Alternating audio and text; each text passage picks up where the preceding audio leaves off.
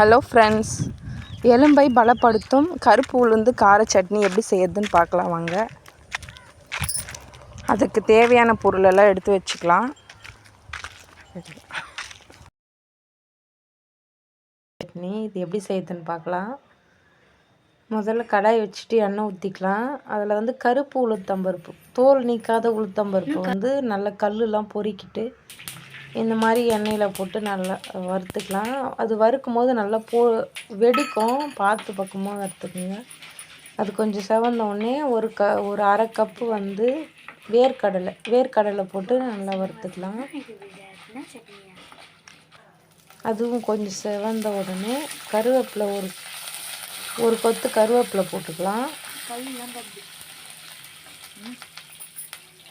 அது கொஞ்சம் செவந்த உடனே ஒரு 10 வரமிளகாய் போட்டுக்கலாம். ஒரு துண்டு இஞ்சி சேர்த்துக்கலாம். ஒரு 10 பல் பூண்டு சேர்த்துக்கலாம். சின்ன நெல்லிக்காய் சைஸ் புளி சேர்த்துக்கலாம்.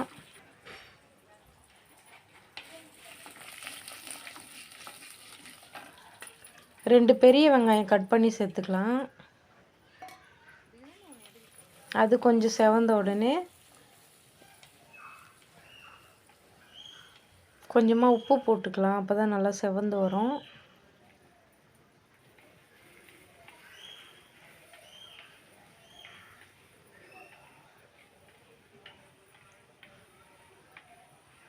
அது செவந்த உடனே ஒரு 3 தக்காளி கட் பண்ணி வச்சுருக்கேன்.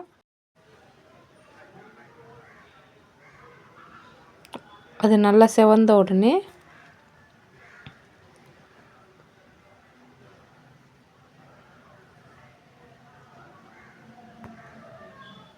ஒரு துண்டு வெல்லம் போட்டுக்கலாம், ரொம்ப சின்னதாக. அது போட்டால் தான் கொஞ்சம் நல்ல டேஸ்ட் கிடைக்கும். இந்த மாதிரி ஒரு வாட்டி ட்ரை பண்ணி பாருங்கள் எப்படி இருக்குதுன்ட்டு. நாங்கள் செஞ்சு சூப்பராக இருந்ததுங்க. கார சட்னி மாதிரியும் இல்லை, வேர்க்கடலை சட்னி மாதிரி இல்லை, ஒரு மாதிரி நல்லா இருந்தது. அது சாப்பிட்டு பார்த்தா தான் தெரியும். நல்லா ஆற வச்சுக்கலாம். வதங்கினோடனே நல்லா ஆற வச்சுட்டு மிக்ஸி ஜாரில் அரைச்சி எடுத்துக்கலாம். இந்த மாதிரி பிளேட்டுக்கு மாற்றிட்டு ஒரு 10 நிமிஷம் ஆற வச்சுட்டு மிக்ஸி ஜாரில் கொட்டி அரைச்சிக்கலாம்.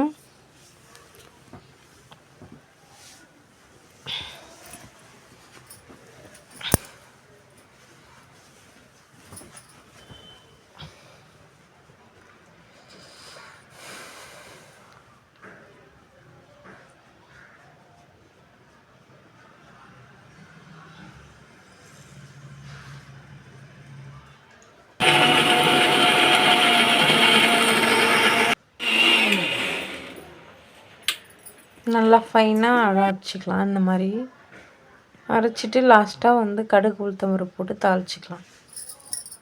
எண்ணெய் ஊற்றி கடுகு போட்டு நல்லா பொரிஞ்ச உடனே கொஞ்சம் கருவேப்பிலை போட்டு அதுக்கப்புறம் அரைச்சி வச்சுருக்கிறத தூக்கி ஊற்றிக்கலாம். ஊற்றிட்டு சும்மா அந்த கடாய் சூட்டுக்கே வந்து சூடாகிடும். அதனால் உடனே ஆஃப் பண்ணிடலாம். இது மண் சட்டின்றதுனால சூடு கொஞ்ச நேரம் இருக்கும். அதனால் நான் உடனே ஆஃப் பண்ணிட்டேன். நீங்கள் வந்து கொஞ்ச நேரம் லைட்டாக சூடாடணுன்னே நீங்கள் ஆஃப் பண்ணிவிடுங்க. அந்த அளவுக்கு இருந்தால் போதும். செம்ம டேஸ்ட்டாக இருந்ததுங்க. நீங்களும் உங்கள் வீட்டில் ட்ரை பண்ணி பாருங்கள். ட்ரை பண்ணி பார்த்துட்டு எப்படி இருந்துச்சுன்னு மறக்காமல் எனக்கு ஃபீட்பேக் சொல்லுங்கள்.